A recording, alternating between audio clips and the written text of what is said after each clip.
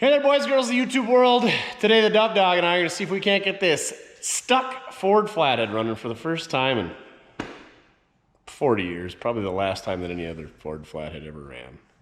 What are you doing back there? I'm trying to shoot an intro. So anyway, the story on this, found it on Facebook Marketplace. It was like 6 miles down the road. A nice young gentleman is fixing up a 48 to 52 Ford truck, like an F4 or an F5. I think it was a 51 or 2, if you really care. They're all the same. Engine-wise, cab's the same, a little bit different grills.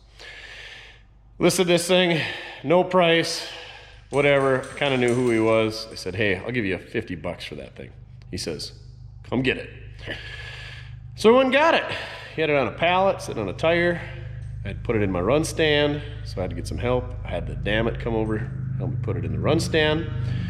So let's take a look at the notorious Ford Flathead. The Ford Flathead is the first mass-produced V8 in America. Started in 1932. Henry and Edsel were probably at it. And before that, they had Flathead 4-cylinders. And I believe the early ones were 85 horsepower, and the later ones were 100 horsepower. The Mercuries were 110, and they made some 60 horsepower little baby guys in between, and there's a lot of information. I'm gonna miss, 53 was the last year of the Ford Flathead V8 in the US. I think Canada had it in 54. The French were using it in tanks and the military and stuff like into the 90s, I think, so oui. The French, they know that the Flathead is the best. Well, it was anyway. Is that French? I don't know. And basically there's two Ford Flatheads that we refer to in the hot rod community. The early ones, which are the 8BA, the early ones, which are the 59AB, which is pretty much like your 46 to 48s. And then your later ones, which is your 49 to 53, which is your 8BA. There's some early ones like the 32 to whatever, basically 45, but war era, 42 to 45, wasn't many made. There was a few, but they mainly were for military. And I think some of those earlier, like the 39 to 47 stuff, or 39 to 45 stuff, they call the 59AB, but we'll go over some of those differences. But the early ones, like the 32 through basically 38, or maybe even 37, were a lot less desirable. They're only for like the purists if you're restoring a car, if you want a super period correct hot rod from 1935 or whatever. But mainly you got your 8BA and your 59AB. Both of those are pretty generic terms. So the 8BA was a car engine. They made the 8RT, which is a pickup engine, and the 8CM, which is the Mercury version of it. Mercury's got a little bit longer. They got the 4-inch stroke crankshaft. I think the Fords are 3 3/4. I don't remember, but you took the Mercury crank and you put it in there. Boom, you had 110 horsepower.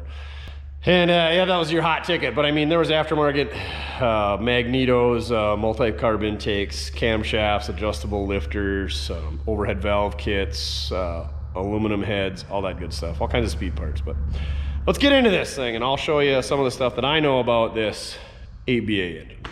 Yeah, I said it right, 8BA. You're not interested in Ford Flatheads? Okay. He said this thing is stuck. It was sitting on a pallet. I have not tried to turn over because it's sitting on a pallet, so it just flops around. Flatheads have 2 water pumps, one there, one there. So then they got 2 radiator hoses out the bottom, one down there, and one right here. No flexi hoses. And then 2 upper radiator hoses, one right there, one right there. These should have thermostats in them, so they got dual thermostats. This is your road draft tube. These are car water pumps. You can tell by the way that they are. But the car water pumps have these bolt holes right here that bolt through the car. The truck, which is what this should have a flat platform right here on each water pump, and that is your engine mount. So if you ever have a bad water pump, you have to lift the engine up, unbolt the engine mount, and then take the water pump off. This has this neat little mount on the front. I bet I've had 30 or 40 Ford Flatheads. I've never seen one with that mount like that. I've only seen them on 6-cylinders. But it does look very factory looking, so I don't really know. Maybe this was a 53 engine, I don't know. It's green, so I guess, and there's some numbers on it, so I'm guessing it's been rebuilt at one time. Like I said, it's got car water pumps, but maybe with that mount on it, they went to the parts store and all they could find was car water pumps. These things are notorious for overheating issues, not because they got 2 water pumps. I think one of the main reasons is everybody says it's not a matter of if your Ford Flathead is cracked, it's how bad that it's cracked. But the exhaust runs through the cooling ports, and every one of these manifolds is cracked as well. They're always cracked, always. But you can buy reproduction ones, or you can buy cast iron aftermarket headers, or you can buy headers with tubes. You got the boogers in your eyes, but you're so pretty after your haircut, Duff. Yeah, yes you are. Yes you are, as a good boy, and your little cute little handkerchief. But yeah, with those, so the two center cylinders share an exhaust port, so that kind of restricts it. And then, like I said, you got exhaust running through your coolant passages, so that's not going to help. We got oil, Duff, bone dry. Hopefully they drained it before we got it. Dipstick tubes always loose as well. The later engines, the 8BA like this, have head bolts.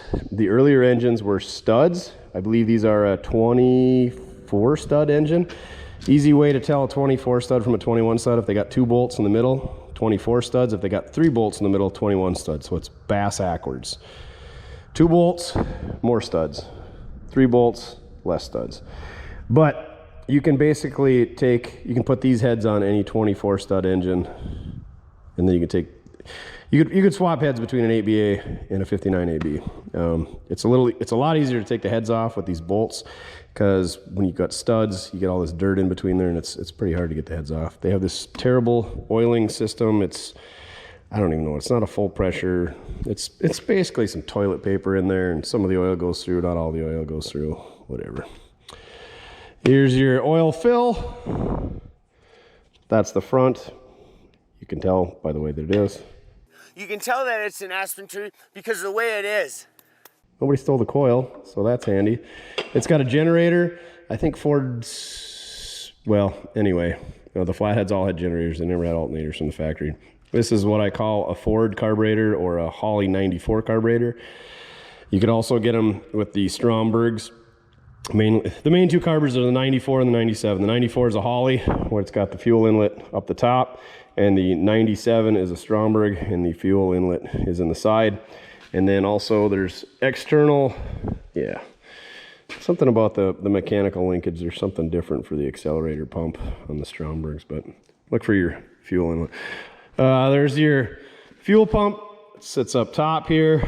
You got your sight glass, what do you call that? Sediment bowl right there. So that's basically your fuel filter, sediment bowl. Worked pretty good. So the later engines, the 8BAs, have this bolt-on bell housing adapter. The truck ones were cast like this. The car ones and the Mercuries were stamped steel. They all interchange, I believe.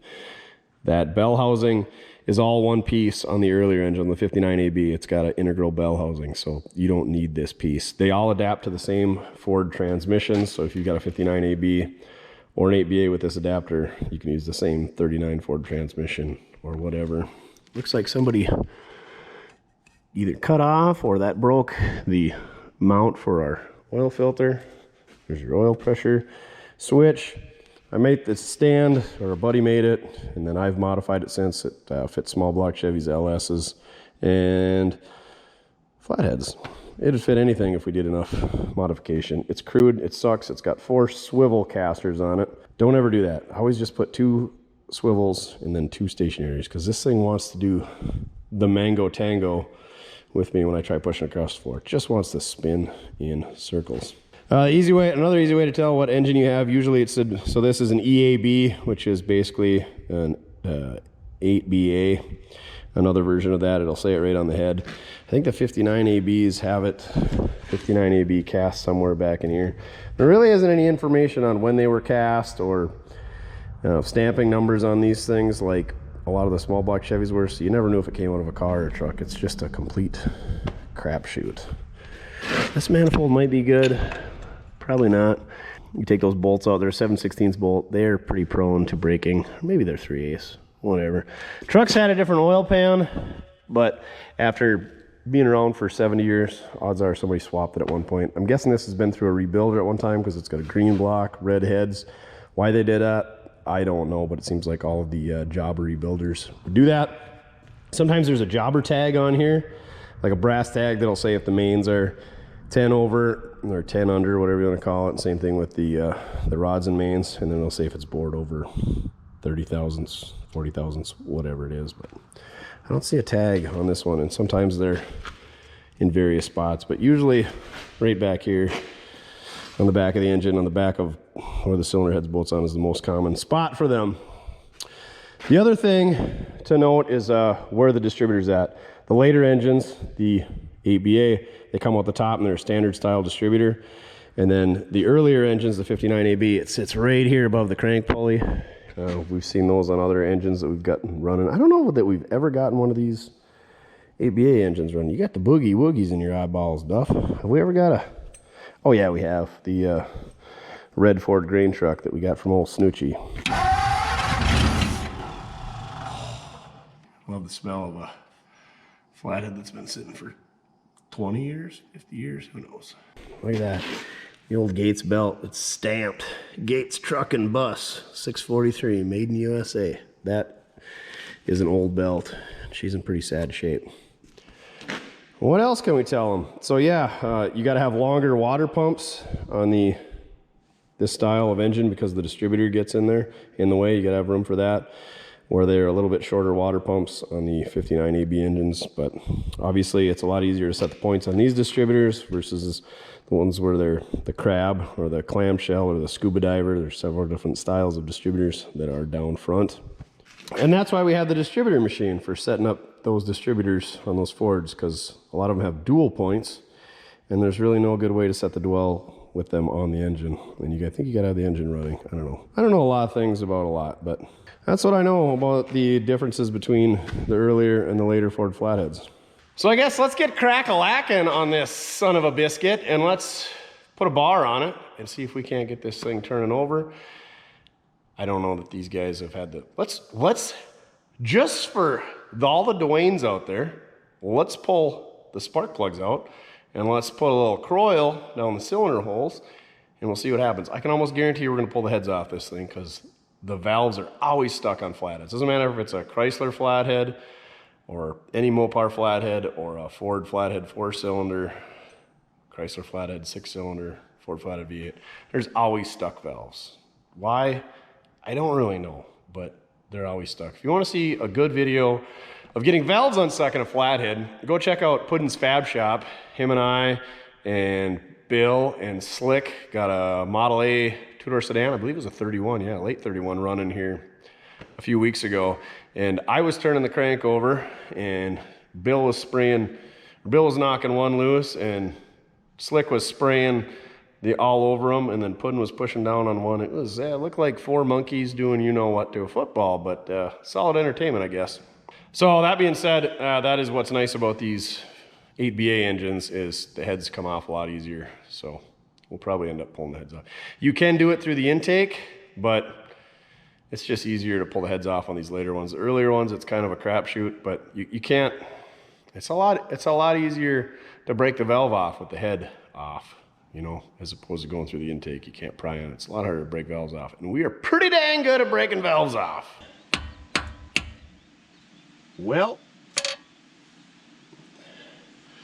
that's gonna end the day here at Mortske Repair. No comment, eh? All right, let's get ourselves a socket and put on the crankshaft and see. I hate doing that because it's a bolt and it's threaded and you're not supposed to do that, but we're gonna do it anyway. Otherwise, yeah, there's not really a good way to get on the ring gear back here. Is there, Duff? Is there? Oh yeah, we left that inspection cover off. It did not have this adapter. I just round that up. We're gonna need a distributor cap. We're gonna need some coil and plug wires, and we're gonna need a starter. Like we're gonna have a good Ford Flathead starter around here, huh? We got a few pieces. Maybe we'll start in there with the bar so we don't have to mess with that nut. Okay, well, spark plugs out first. Good point. These spark plugs should be a 13/16. Let's see if they all match. Ooh, Autolite, nope. Champion, Autolite, Autolite. So mismatched spark plugs are, for me, kind of a giveaway that maybe one cylinder is burning oil or maintenance, lack of maintenance, instead of putting 8 spark plugs in. People were just cheaper back then, so you just put the spark plug in that you needed. You bought a single spark plug. You didn't put all 8 in. And spark plugs were really common to swap out. Like now, people go 150, 200,000 miles and never put spark plugs in. Back then, I think spark plugs were seasonally or every couple of oil changes. This engine being in a grain truck would probably have only been used in the spring and the fall, so it's probably pretty low mile. The problem with that is maintenance would have been limited. Oil changes were probably not well scheduled. You know, it's kind of like right now, it's spring, it's nice out, everybody sat around all winter, nobody had heated shops back in, so they just jumped in the truck, boom, took her off. But I've been rambling on for long enough. Like, you guys have been listening to me ramble on for like 15 minutes. Let's pull some spark plugs out and see what we can see. Grain trucks, low miles, nobody ever maintained them. And they were hauling wheat in August and usually overheated and cooked a lot. Also, using an impact is perfectly fine on spark plugs. I haven't screwed anything up yet. Oh yeah, definitely some humidification going on in there. No bueno.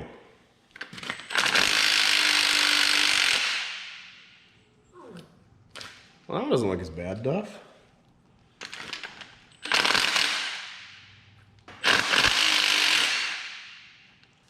That one's real bad, and the electrode is smashed. So somebody's been in there, or something has kissed said electrode.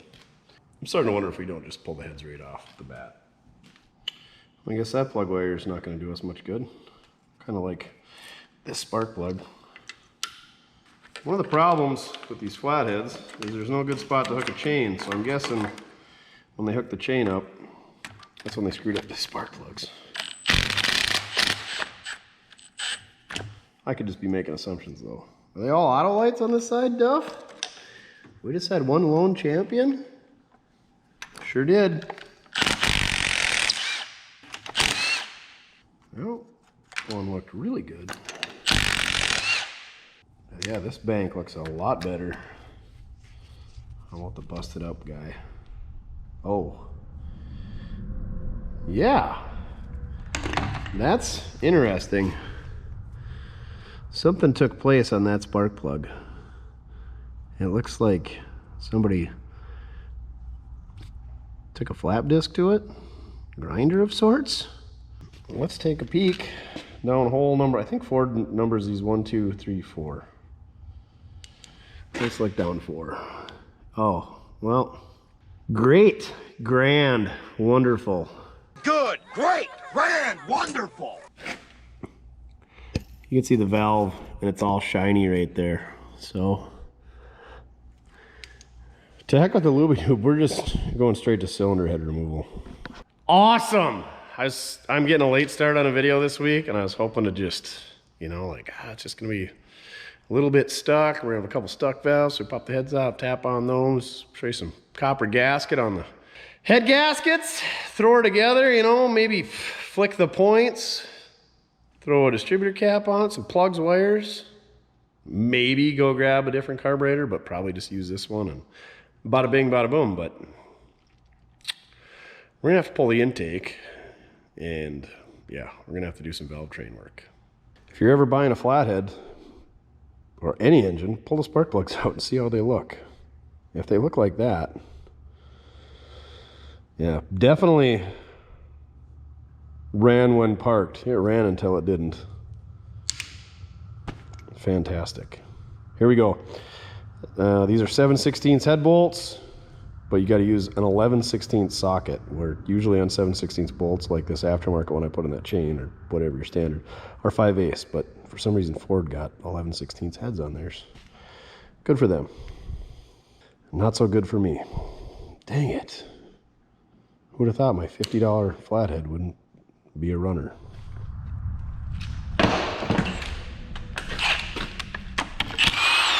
So this is how I usually lift flatheads. I take one of these center bolts out, get a little bit longer 7/16 bolt. Where is our stock bolt? So you can see bolt's about 1 inch longer. That's all you gotta do. Be careful so the chain doesn't hit the carburetor. You don't wanna break that guy. That's a bad day. It might even be best before pulling an engine out to pull the distributor cap so you don't break that. Case in point. Same thing with the carburetor.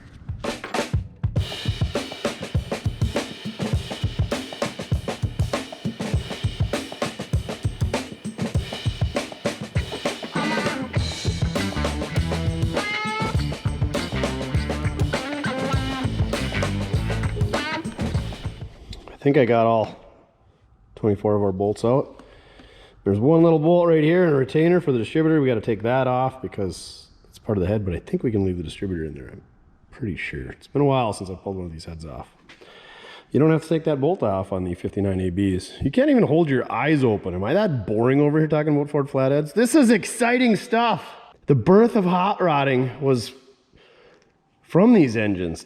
You know, this was the LS back in the day. Do you think anybody harassed anybody for Ford Flathead V8 swap and anything back in the day? Probably not. People are just mean now.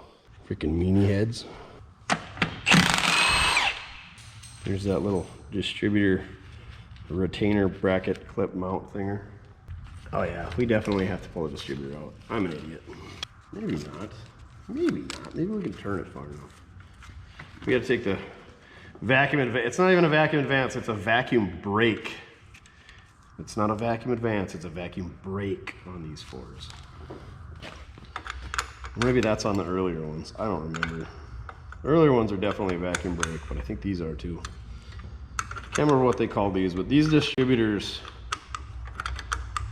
are easier to work on, easier to get at, but they leave a lot to be desired in the performance section. So a lot of guys will take a small block Chevy or get aftermarket distributor of sorts, or you can convert to the crab distributor that a 59 AB has, but you got to swap the front timing cover and the camshaft, and then you can run the earlier water pumps and all that. It's a lot of work, but you can do it. The legit traditional hot rodders seem to prefer the 59 AB engines. And then I think these, what's it called, where they have separate main bearings versus like the rods, the two connecting rods that are closest to one another actually share a bearing, a rod bearing on the 59 AB. One of these 8BAs, they have separate rod bearings. I forget what it's called. There's a fancy full floating. Yeah, I don't know. Earlier ones I think got that bearing. I think a lot of things. I don't even say things anymore because people yell at me because I'm wrong. I'm wrong a lot.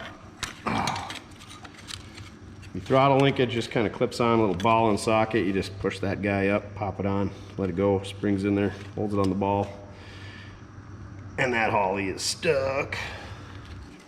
Distributor should walk right out of there. How come these distributors come out so good in all the late model Ford V8s, like the Y blocks and the 302s? They just get seized in place. What's a good way for getting, you know, somebody asked me that and they said, my Y block distributor's stuck, and I said, soak it, heat it, put a pipe wrench on it. If it comes, great. If not, you sometimes got to sacrifice it. So if you know a good way to get, oh my goodness. Oh my. Oh my. Shoo, that made a little bit of noise.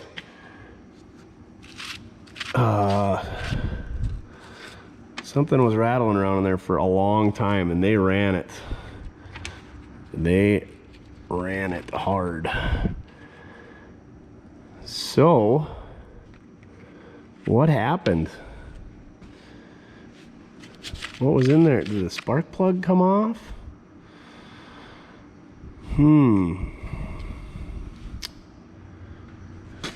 Well, this little washer, I don't know how that got in there, but that got in that piston somehow. Oh, here's what happened. See, it's starting. So we're just gonna, I think Ford starts 1, 2, 3, 4, 5, 6, 7, 8, or vice versa. It doesn't really matter, let's be honest. So we're gonna call that 4, and this is 1. You can see how number 1 is starting to get banged up a little bit. That's your seat, your valve seat. Whoever put them in didn't do a very good job, and they started coming loose and bouncing around. And I mean, this didn't seal up, so this thing had to run just terribly. And this seat did the same thing. And this one rattled around for, well, long enough till it broke the valve. And I think that is what was banging around in there, was the seat. And there's chunks of the seat that got in there, banged up the piston. So this thing needs a valve job, and it needs all new guides. While you're at it, you might as well do valves. Of course, you're gonna need pistons, so you might as well bore it. We're gonna be into this thing pretty deep if we wanted to fix it up right.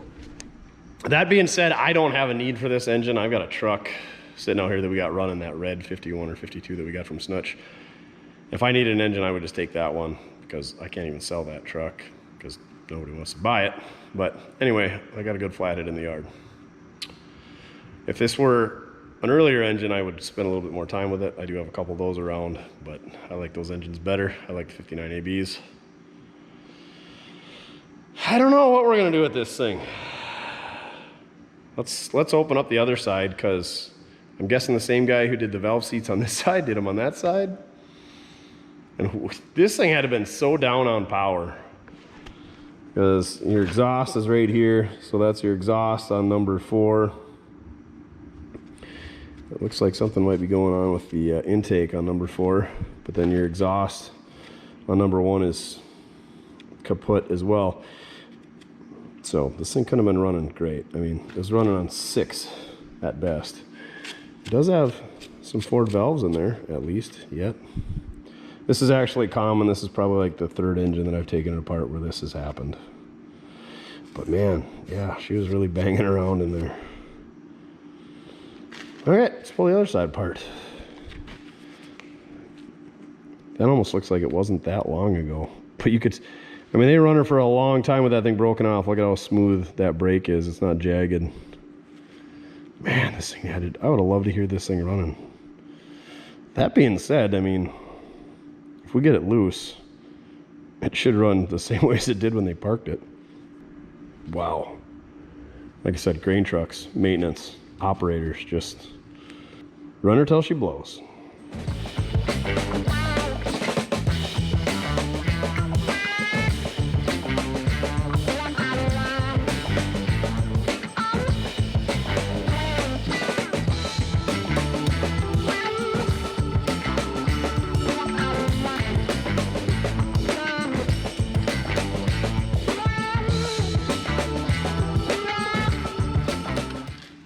The other side, you got to deal with the distributor.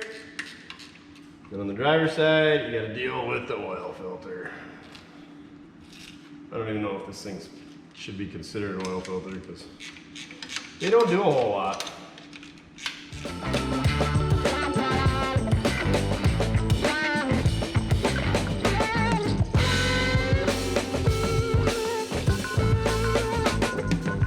Another problem with Ford Flatheads overheating is debris and everything in the cooling system, because when they were sand casted, there's a lot of sand and steel and other debris inside of the blocks that never got out of there. And the other thing is coolant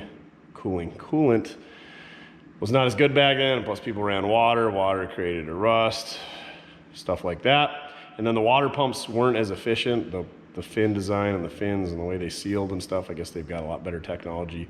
And even these updated water pumps you can get for them.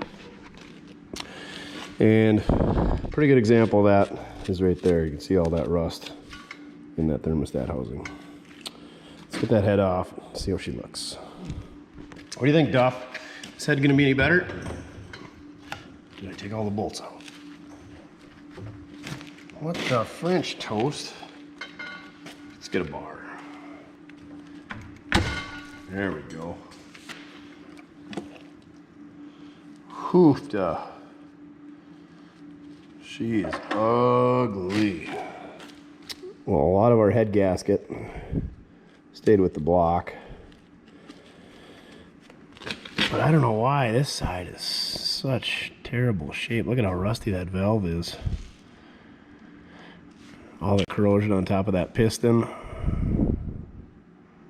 That one as well. The good news is I don't see any valve seats out where they're not supposed to be, so positive outlook. Let's get that cleaned up. See what happens.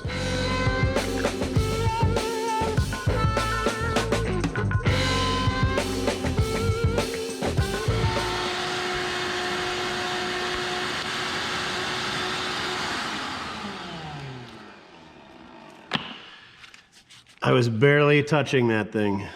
She broke off. And as you can tell, that right there was all that was holding it. That had been broke for a while. So, our V8 is now down to 5 cylinders. So things are going great. It's grand. I love valves. Valves love me. That, I don't know if it was the spark plug being out.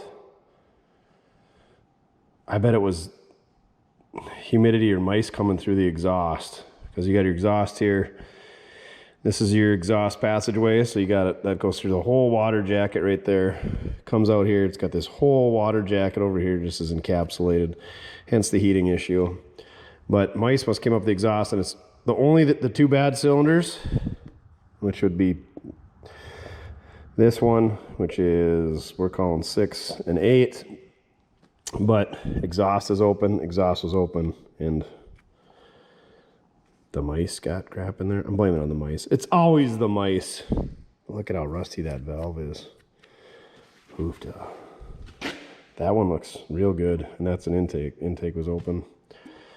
Not a problem. Not a problem. Heck, we're at it. We might as well pull the intake off. A lot of times the mice like to get into those things too, and we'll see some nests. They'll come up through this silly road draft tube and get up in there. So let's pull the intake off. What the hey?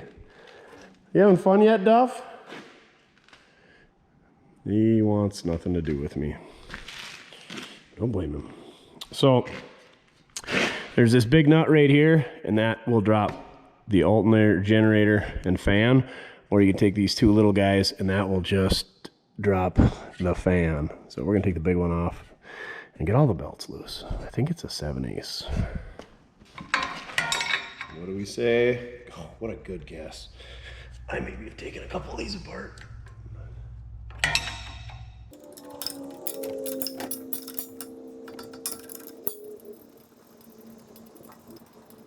And this is not your standard 7/8 nut. I know it's not a 7/8 nut, that's the outside dimensions. What is it, 1/2 inch, 5/8? Man, has it got a ton of threads. I don't know what they call these nuts, but it's threaded the entire way and the hex sticks way out on the end. So that's a special nut. Don't lose that if you're ever gonna put it back together. Oh yeah, well, it wasn't even seized down there too bad. The grooves are not shiny, so clearly it's been a couple days since that belt turned. Let's give the old snipperoo to some generator wires. We don't need those where we're going. Let's lift this fan generator assembly out. We're supposed to, oh yeah, there's a square washer in there too. That guides everything.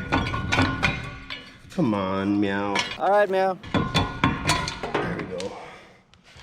And right there is that square washer I was talking about. Don't lose that guy, because you can't just run to the hardware store and grab one of them either.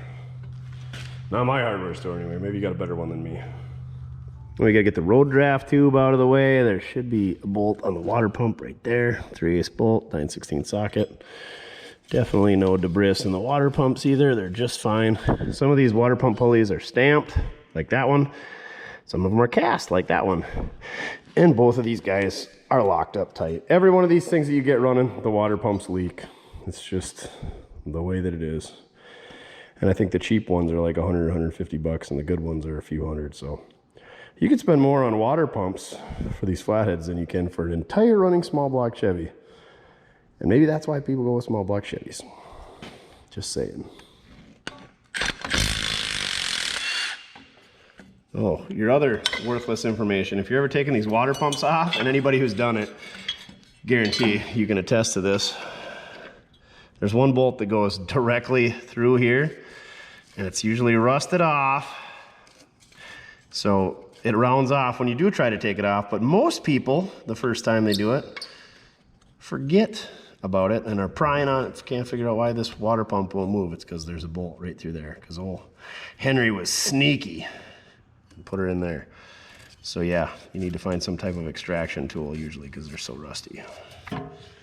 Now ready to pull the intake. I think I'm going to pull the carburetor off first. It's just 3 bolts and then this fuel line here so that it's A, lighter and easier to handle, but B, so that we don't damage it and so that we can have it for safekeeping. But we just got these 3/8 bolts around the perimeter, both sides. Don't have to do anything with the fuel pump or push rods. It shouldn't be in our way. Oh, it's made by AC? Oh yeah, GM parts. Is AC GM? I guess they were a third party. Probably still are. All right, I think you can get at this back one with a socket, but the other two you gotta use a wrench. Oh no, that one you can get out with a socket. The other two you gotta get with a wrench. Either way, grab a 1/2-inch wrench. Find thread nuts. Fun stuff. Let's get that coil out that we talked about 20 minutes ago that we never got to use in the cylinders. Shout out to our coil sponsor, Keith Benoit. Line wrenches? Never heard of them. These actually have a brass nut on the end of the line, so probably should because they round off pretty easy. This is actually the nicest hex that I've ever seen. I'm going to show you, it's so nice. Look at that amazing hex right there. Yeah. Usually all these are rounded off from farmers using pliers. And then the float, their needle and seat sits right here, so they're just beat to snot from guys whacking it with rocks and hammers and cattle femurs. Whatever they got available. Shotguns, pistols, knives, you know. Anything's a hammer if you got a nail. Or everything's a nail if you got a hammer. How does that go? Yeah. Okay, let's get this carburetor off.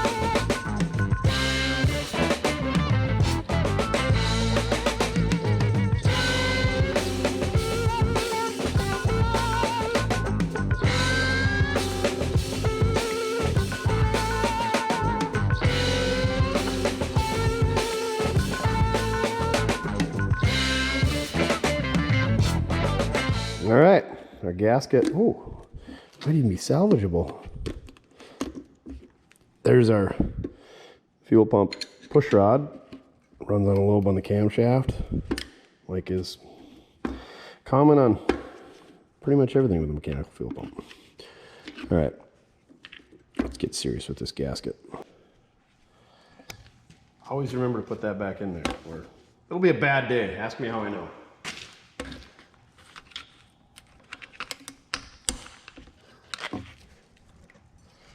There we go, salvageable.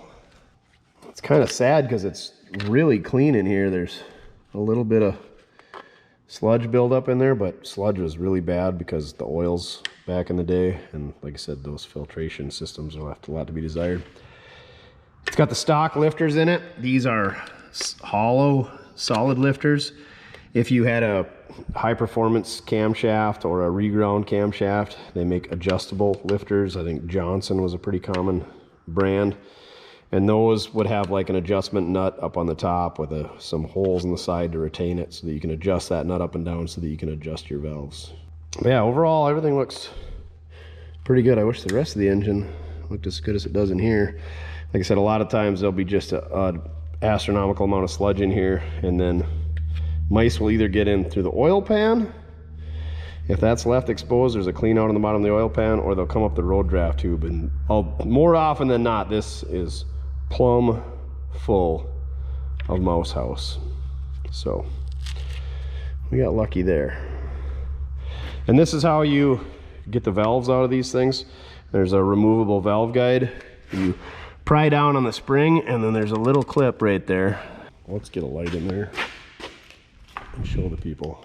So this is how you remove the valves on these. There's a removable guide right here that comes out, and there's a couple of keepers that hold the spring and everything assembled. So the way to do it is pry down on this spring, and hopefully your guide is not stuck in the block, which it almost always is. And then you just take a little hook tool, hook on this clip, pull it out, and the whole assembly will slide out the top. We might as well try that on this guy and this guy, because yeah, they need to come out anyway. I'll show you how much fun they are. Yeah, those holes are all the way through the piston. So this thing was going to have a lot of blow by if it did run. There's some markings on the piston. Spec, oh, and then it's banged up. Let's see if we can see anything on this side.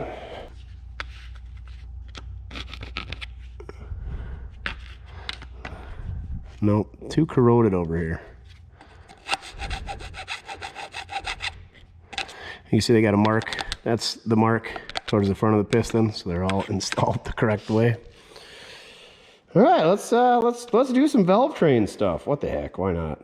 That's really the most interesting part about the insides of these engines is the valve train.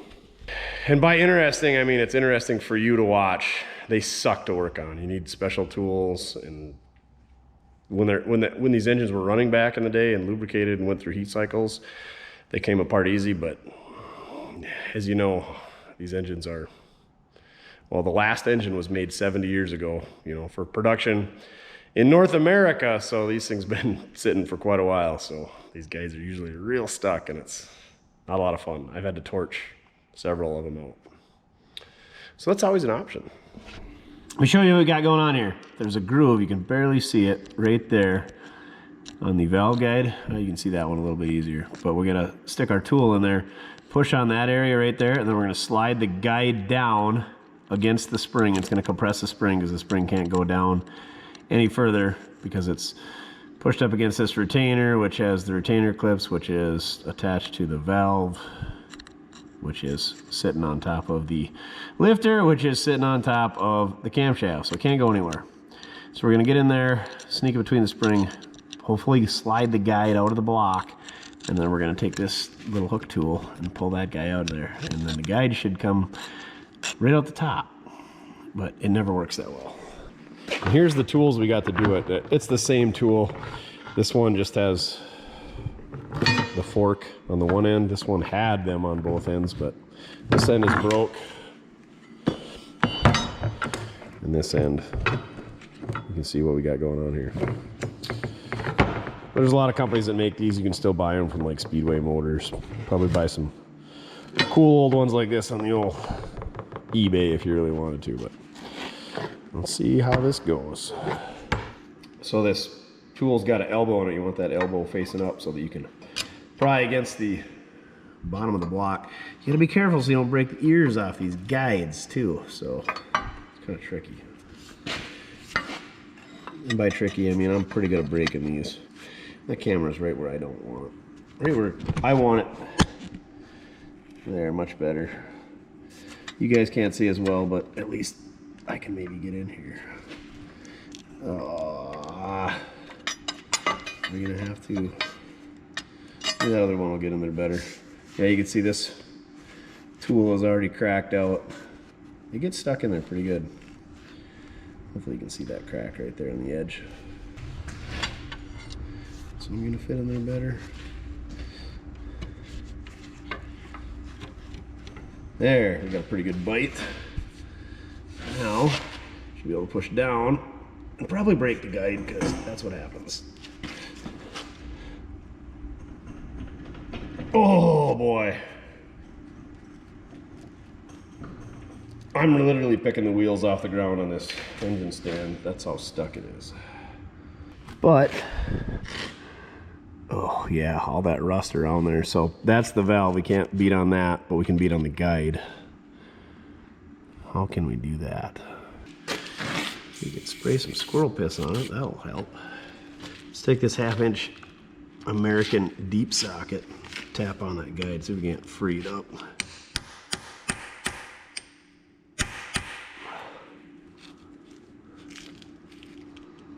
Let me get a smaller socket.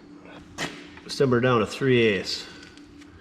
Yeah, that's a pretty nice tight fit on that valve stem. I can feel it moving. Oh yeah. So you can see this retainer is tight against the bottom of the block. This one's down just a little ways. Oh, I can even spin it around. Let's see if we can't sneak it out of there. Oh, not quite enough. We'll tap it a little bit more.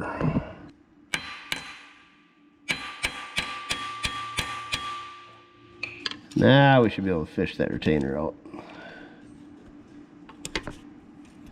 Or not. Got it. You can see how that retainer is, just a C-clip.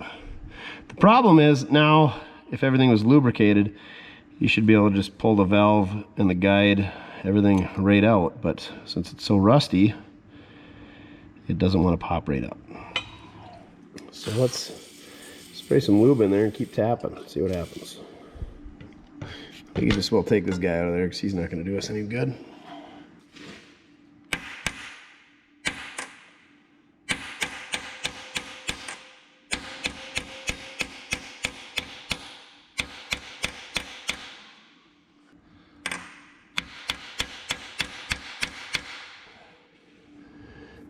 And that's as far as we're going to be able to go down with it because that spring is compressed to nothing. But you can see where that groove is. And you can almost see there's a groove above it that's got a seal. I think that's, I don't know, valve guide seal? Sure, maybe. I don't know. But you can see just how much sludge is in there. There's a great big ridge of rust and whatnot. So we got to get that knocked out of there before we can get the guide to come out this direction anyway.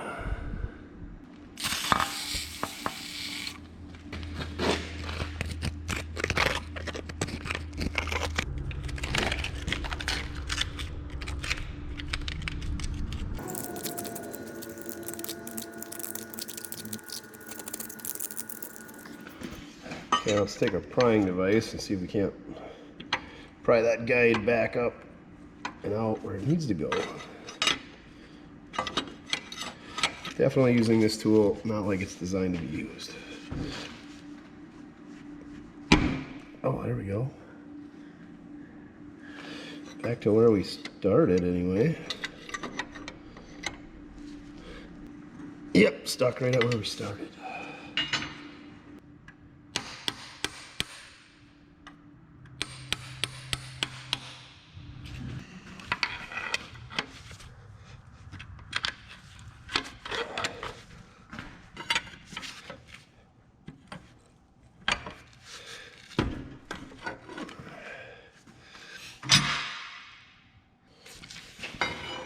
Big dog out here.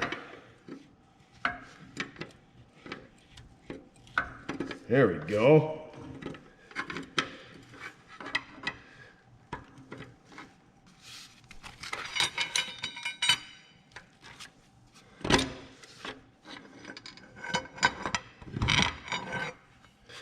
And there she is, one Ford Flathead valve guide, spring, retainer, and most of the valve stem, just no head of the valves, what do they call it? The valve head? Let's take it apart the rest of the way, what the heck. I think if we gave this valve guide some heat, you can see how it's, I think it should be the same height all the way around and how it's all deteriorated from, I don't know, condensation or mouse piss, one or the other. If we give it a little heat, it would probably just slide right off, but I don't want to heat it up because then it's going to ruin that valve spring. Because, you know, we're so concerned about that valve spring. So we're going to try something here. It's never a good plan when we're trying stuff, is it, Duff? I think. Oh, nope, that won't work. Son of a... And let's be honest, that guide is smoked. I was thinking that that would fit in that. Well, it kind of fits in there. Let's see what happens. Don't have much faith. Oh, there we go. It's moving anyway.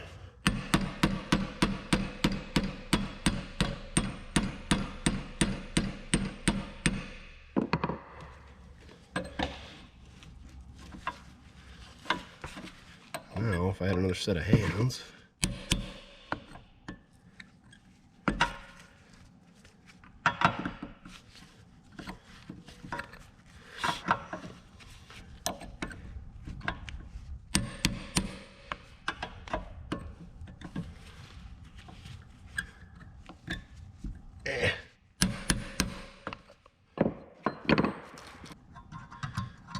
Now we should be able to go through the middle there. Still need more hands though. Ah.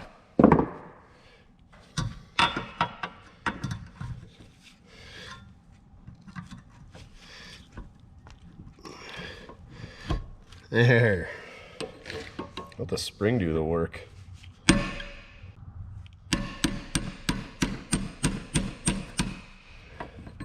So close.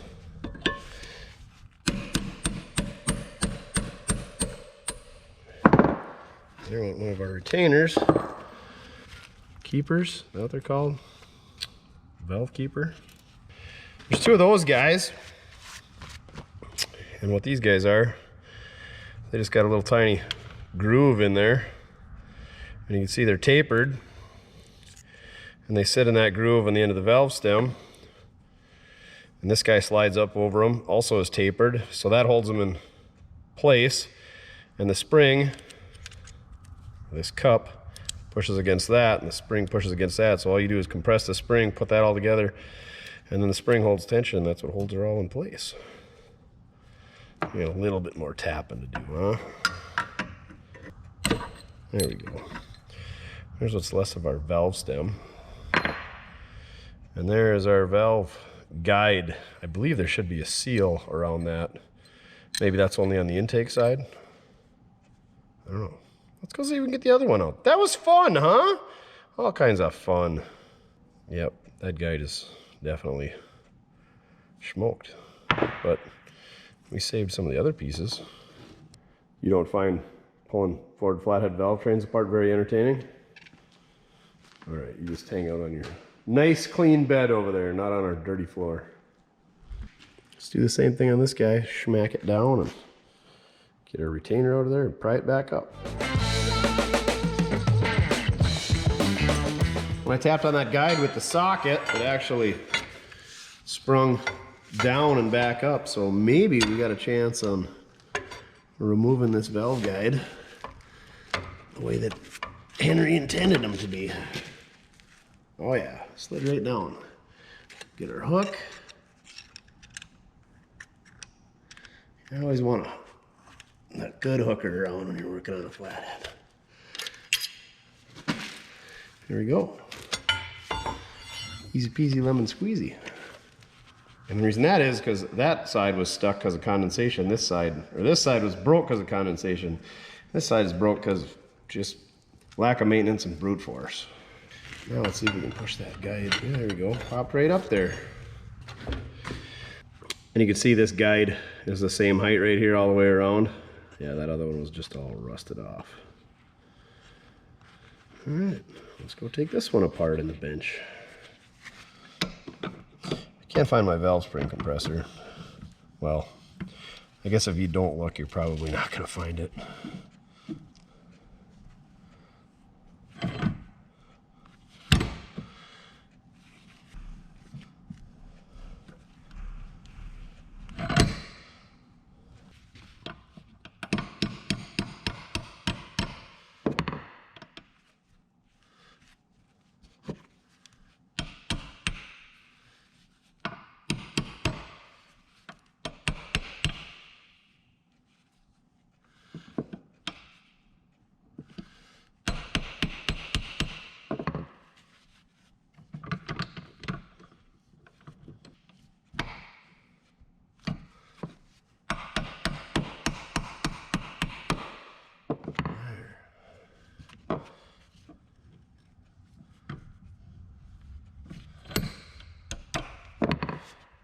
Retainer and the keepers are all sticking together, and usually they come apart. Be careful with springs, kids. Did you buy one of these cool Milwaukee knives yet? Pretty handy. Not handy enough. What the heck?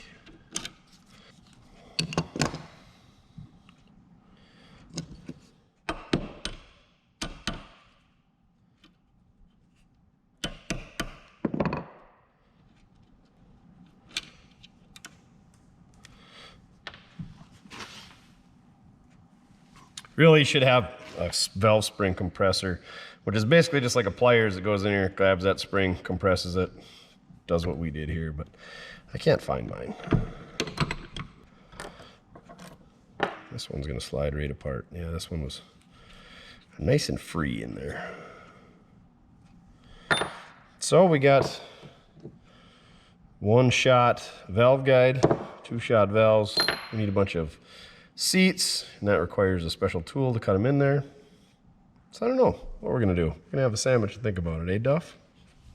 All right, a little story time here. Like I said, these flatheads always have stuck valves, so that valve would have been stuck had it not broke on us. But I had one of these valves. It was just miserable, stuck. I did everything I could.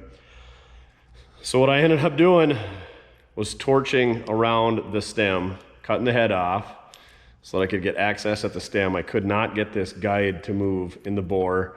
I busted the clip on the bottom, or that groove that pulls it out. I even busted the bottom of the valve so I could get the spring off. And then finally I ended up just cutting or breaking the bottom of the valve stem off, cutting the spring and tapping it out the bottom, and it was just absolutely miserable. That valve was that valve was stuck down, not up, it was stuck down. It was stuck down so hard. Here's your standard lifter, and it's just, it's hollow. I don't know how they manufacture these things, but super light. You think that thing would weigh a lot? It really doesn't. This one, for some reason, had oiling passages in it. I'm guessing that's what those passages were. But again, hollow.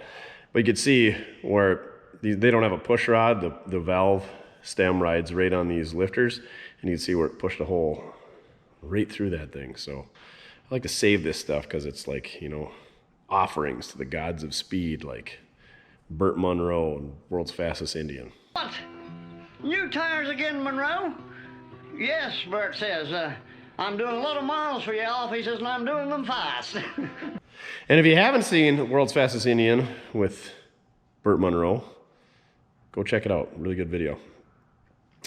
But yeah, I like to save that stuff because it's a good conversation piece. It's kind of like spark plugs that you took out of a 3-valve 5.4 liter. There's also some of those in that same bin. Let me know if you want to see those someday. You don't want to go through the process. If you have, you know what I mean. So what are we going to do next, Duff? Other than a complete valve job, I did see we broke off a head bolt. Pretty minor detail. We're going to need 2 pistons for sure, and we probably should bore it out. But let's see if we can't get this thing turning over. That being said, getting it turning over, I feel like for sure this valve on, what is it, number 8 we're calling it. I think that intake and the intake on number 6 are going to be stuck down as well. But let's try prying on it. What are you going to do? Screw anything up? Let's spray some looby-doob down those cylinders now, which we should have done from the start, but I'm gonna slide that back in there. Otherwise, we're just gonna hang on to this engine as a donor. The one thing that is left that could be a valuable item is if this has got a 4-inch Mercury crank. Those are worth a few bills, but we have to get it cranking over to measure the stroke of it, or we have to turn it over and pull the oil pan, and there's ways to identify that it's a Merc crank. So let's see if we can get this thing turning over.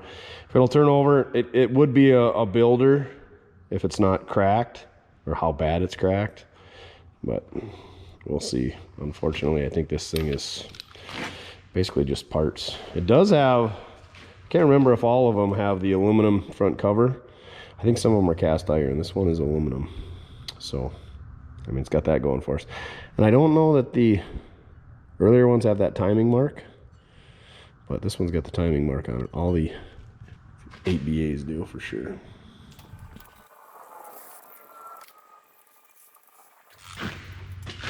.7/8 socket on our, I don't know what this is, 30-inch breaker bar. Yep, just turns the bolt. Son of a biscuit. Oh my gosh, look at how rusty the ring gear is on the flywheel from the mouse house. Well, let's see if we can get a bar in there and pry on that a little bit. Well, it seems like it wants to wiggle.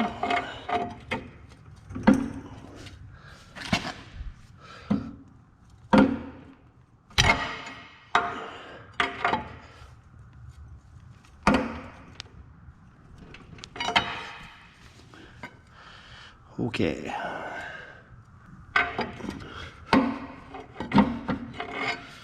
It's trying, but not looking good. Because I'm worried about those valves sticking, I think we're gonna pull the timing cover off. We're gonna have to pull the front pulley off the crank, and we're gonna pull that timing cover off, and we're gonna pull the camshaft gear off. That way we're not fighting the valve train with those sticky valves. And then we should be able to hopefully at least get the crank turning and get the pistons moving up now, and then we'll see what we got for a stroke. Insert Billy Squier music. Oh, wait. That's copyrighted. Dang it, we don't want to get demonetized. All right, no Billy Squier today. You guys will just have to sing it in your head. We better put our bolt in there before we put our 3-jaw puller on there. So that old washer's had a rough life. I don't know what happened there, but he does not want to come off that bolt. And of course, I don't have a fine thread bolt that size laying around to just use, so we gotta get the washer off of this one. There we go. We'll thread our bolt back in there. And I think the pulley will come right past it if we get it to budge. These are a stamped steel pulley, so prying on them is not ideal. Or pulling on them, or pretty much anything. So of course that means we're gonna do exactly that.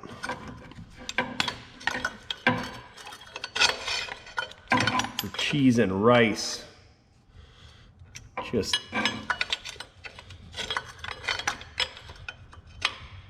hang on. That's all you gotta do. Just hang on.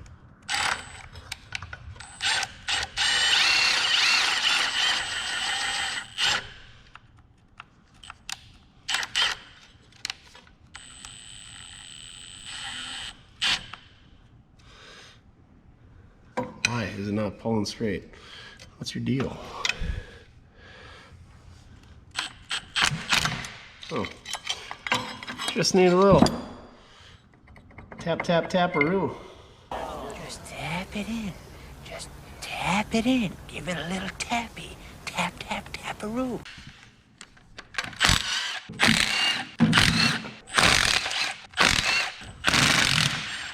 I don't think those go into that front cover. Can't remember. Yeah, let's pry it off, see what happens. Worst case scenario, we just break the nice aluminum timing cover I was just bragging about. Of course, we'll grab the biggest bar I own. Got it. Really nothing special about this timing cover. It basically holds your front seal, seals here, and then the biggest thing is it retains your distributor, or guides the distributor, doesn't really retain it. Again, I think they make these in cast steel, so aluminum's a little bit more desirable. You know, lightweight, go fast things. Here we've got our crankshaft timing gear, which is steel, and then this is a fiber gear that is on our camshaft. This gear on the very end of the camshaft, that's what turns your distributor. You'll notice that the cam gear is twice the diameter, has twice as many teeth as the crank gear. That's because it's a 4-cycle engine, 4-stroke. So one rotation is for your intake stroke and one rotation is for your exhaust stroke. Make sense? Yeah. There should be a mark on here that you would line up if you were putting it back together, but since this thing doesn't turn over, we're not worried about that.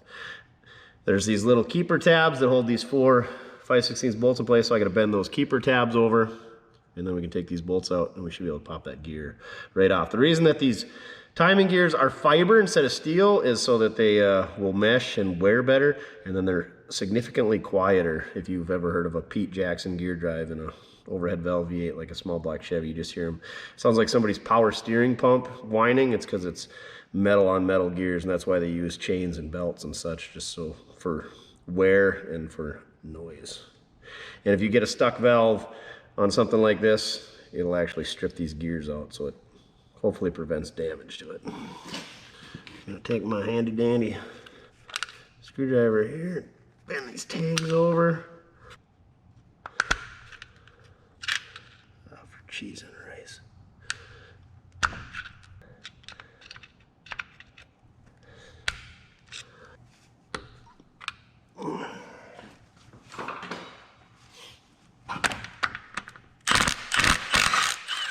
These are cute little fine thread bolts with that, I don't know, shoulder. It's not really a shoulder. I suppose it's to get bolt stretch in there. What I'm saying is they're special bolts, don't lose them.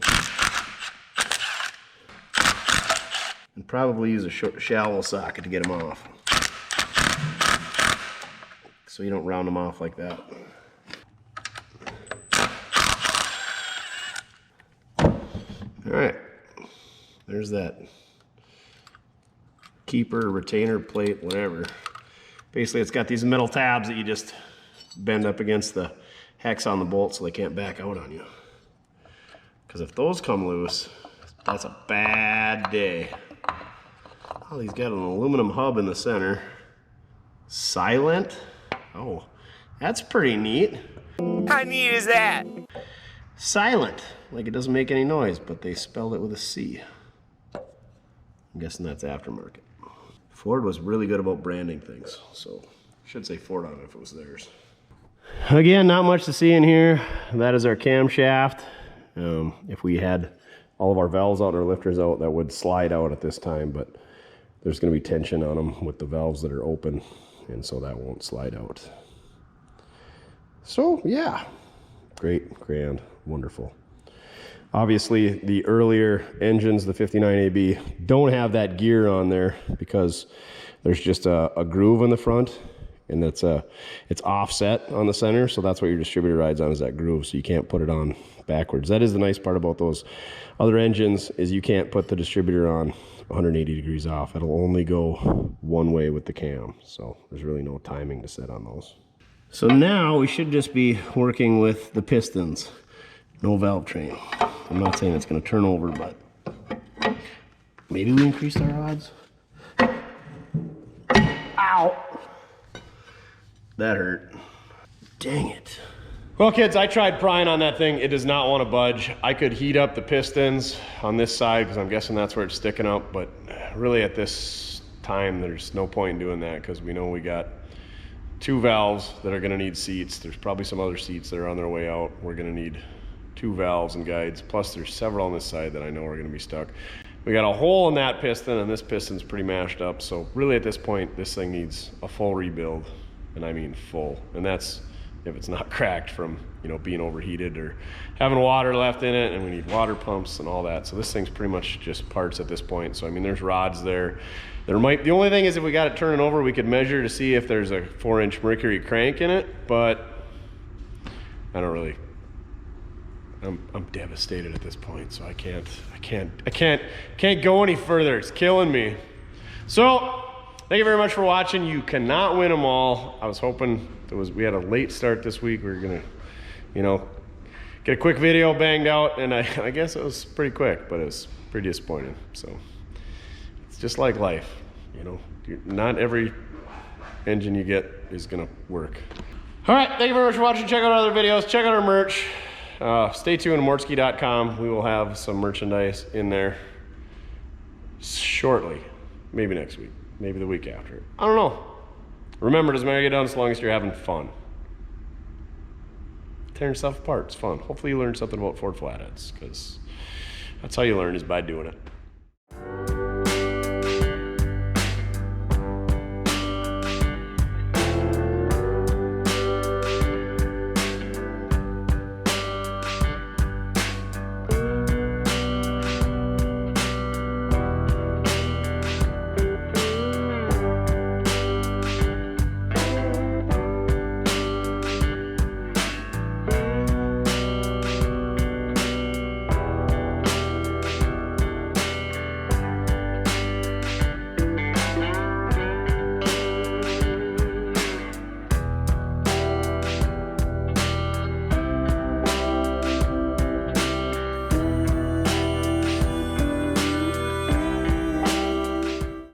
Are you done making noise over there or what? Quick bang out. Quick bang out. That's what life is. Like, yeah. Life's hard.